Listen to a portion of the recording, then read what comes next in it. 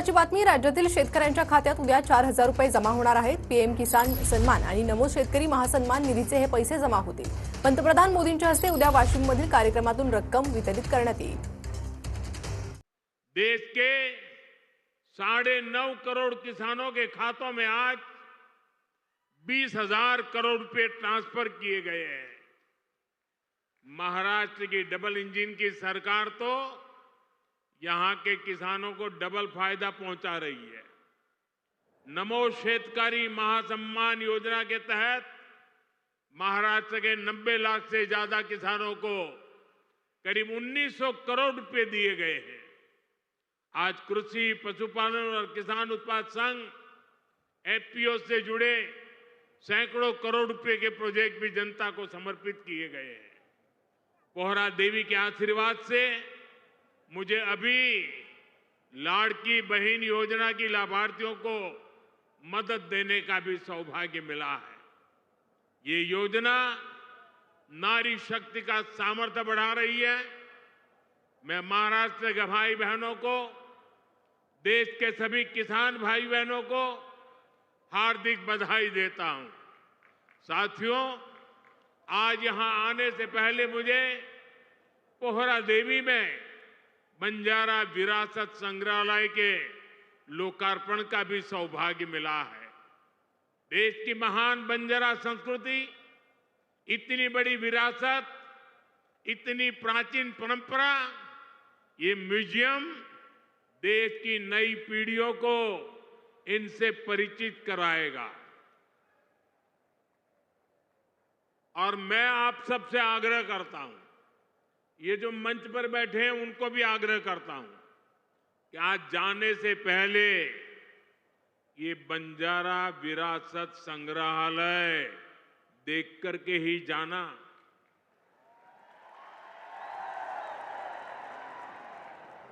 मैं देवेंद्र जी को बधाई देता हूं। इन्होंने पहली सरकार के समय जो संकल्पना की और इसने उत्तम तरीके से आज मैंने इसको बना हुआ देखा, मन को बहुत ही संतोष हुआ, आनंद हुआ।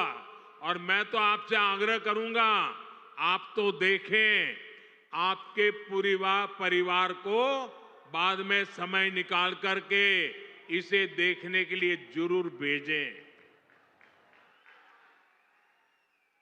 मैं अभी पोहरा देवी में बंजारा समुदाय के भी कुछ महानुभावों से मिलकर के आया। इस म्यूजियम के जरिए उनकी विरासत को जो पहचान मिली है, उसका संतोष और गर्व का भाव उनके चेहरों पर था।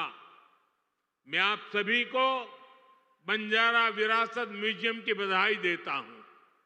साथियों, जिसको किसी ने नहीं पूछा, उसको मोदी पूजता है। हमारे बंजारा समाज ने भारत के सामाजिक जीवन में, भारत की निर्माण यात्रा में बहुत बड़ी भूमिका निभाई है। कला, संस्कृति, आध्यात्म, राष्ट्र रक्षा, व्यापार, हर क्षेत्र में इस समाज के महापुरुषों ने, महान विभूतियों ने देश के लिए क्या कुछ नहीं किया। राजा लखी शाह बंजारा, उन्होंने विदेशी शासकों के कितने अत्याचार सहे, उन्होंने समाज की सेवा में अपना जीवन समर्पित कर दिया।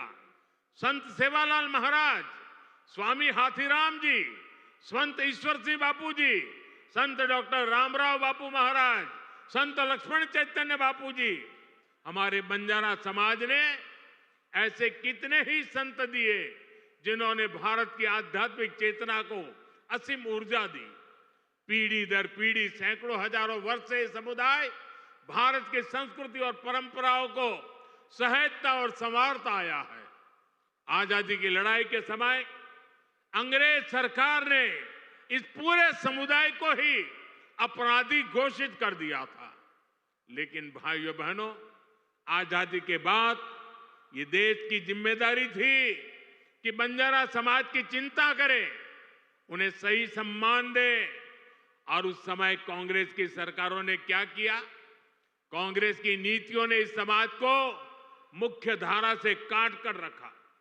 आजादी के बाद कांग्रेस पार्टी पर जिस परिवार ने कब्जा किया, उसकी सोच शुरू से ही विदेशी रही है।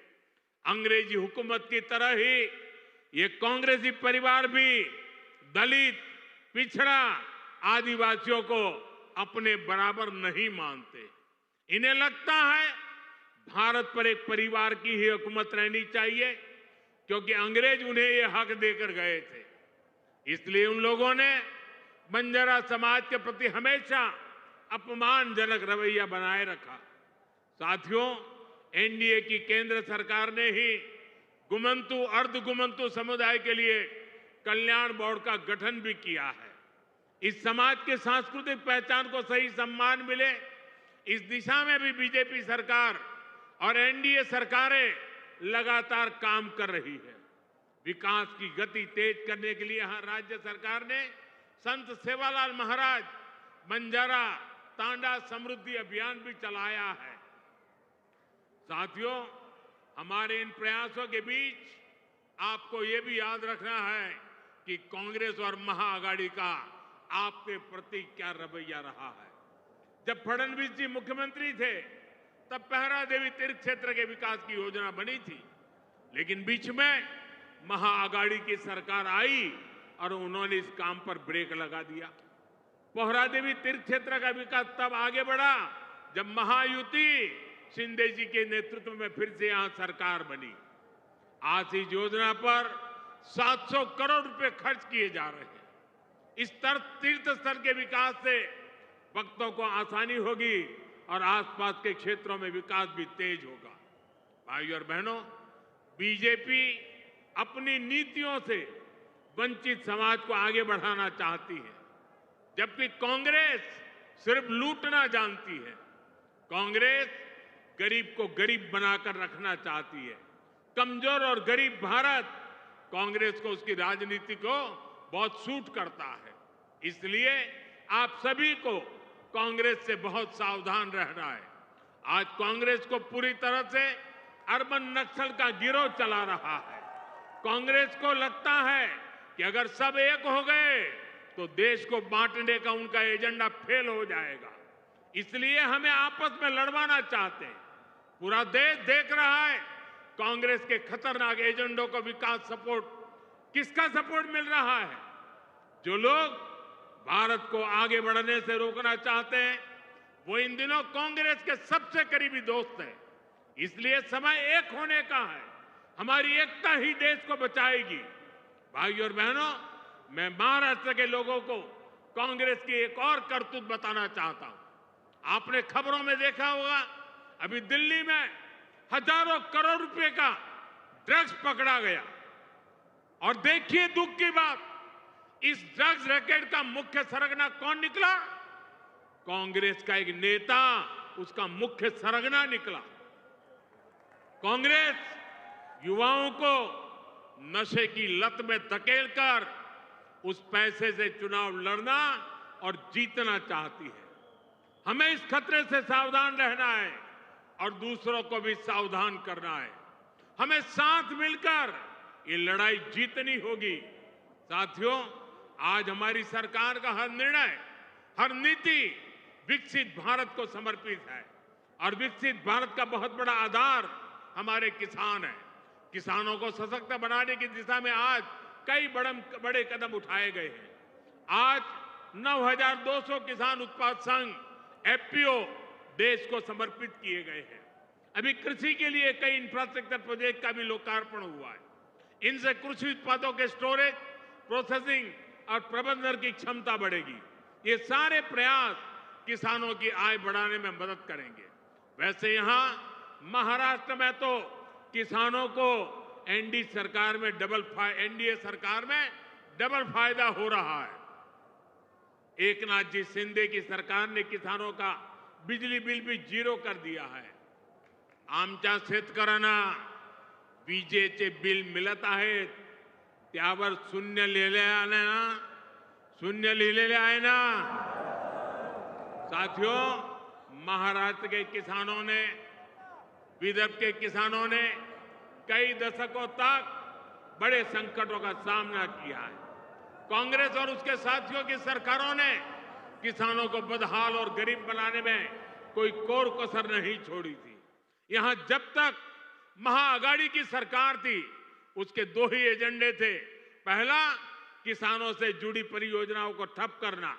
दूसरा, इन परियोजनाओं के पैसे में भ्रष्टाचार करना। हम केंद्र से महाराष्ट्र के किसानों के लिए पैसा भेजते थे, लेकिन महाअघाड़ी सरकार उसमें बंदर बांट करके खा जाती थी। कांग्रेस ने हमेशा किसानों का जीवन मुश्किल बनाया है। वो आज भी वही पुराना खेल खेल रही है। इसलिए कांग्रेस को पीएम किसान सम्मान निधि योजना पसंद नहीं आती। कांग्रेस इस योजना का मजाक उड़ाती है, किसानों को मिल रहे पैसों का विरोध करती है, क्योंकि किसानों के खातों में जा रहे पैसों से उनको जो कमाई करनी चाहिए, उनको जो कटकी करनी चाहिए, भ्रष्टाचार करना चाहिए, उसका अवसर नहीं रहा है।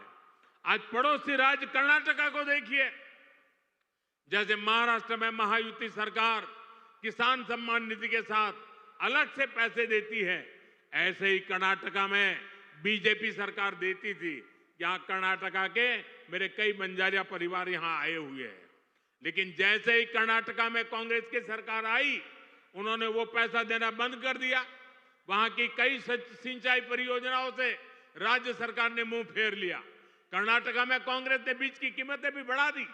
हर चुनाव से पहले कर्ज माफी का झूठा वादा कांग्रेस का पसंदीदा हथकंडा है। तेलंगाना में ये लोग कर्ज माफी का वादा करके सत्ता में आए, लेकिन सरकार बनने के बाद इतना समय गुजर गया, अब किसान कुछ पूछ रहे हैं कि उनका कर्ज माफ क्यों नहीं हुआ। भाइयों और बहनों, हमें भूलना नहीं है, महाराष्ट्र में भी कांग्रेस और महाअघाड़ी सरकार ने सिंचाई से जुड़े कितने कामों को रोक कर रखा था। जब एनडीए सरकार आई, उसने इस दिशा में तेजी से काम किया। महाराष्ट्र सरकार ने वैनगंगा, नलगंगा नदियों को लिंक करने की योजना को मंजूरी दी है।